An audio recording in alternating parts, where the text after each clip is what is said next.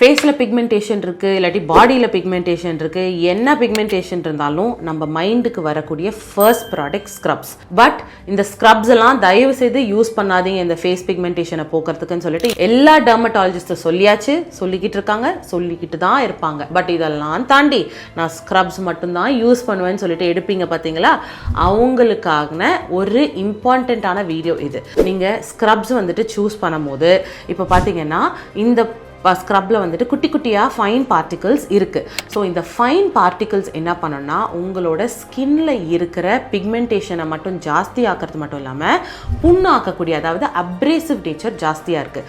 But வேறாஸ் இந்த scrub பார்த்தீங்கன்னா கொஞ்சம் அந்த மாதிரி ஃபைன் பார்ட்டிகல்ஸ் நிறைய இல்லை, கொஞ்சம் ஸ்கின்னை வந்து கிழிக்கக்கூடிய பார்ட்டிகல்ஸ் நிறைய இல்லை. இந்த மாதிரி பார்ட்டிகல்ஸ் யூஸ் பண்ணும்போது உங்களுக்கான ஸ்கின்ல இருக்கிற இன்ஜுரி கொஞ்சம் கம்மியாகும். பட் ஆனாலும் அண்டர்லைன் பண்ணிக்கோங்க, ஸ்க்ரப்ஸ் யூஸ் பண்ணால் பிக்மெண்டேஷன் போகாது. பாய்.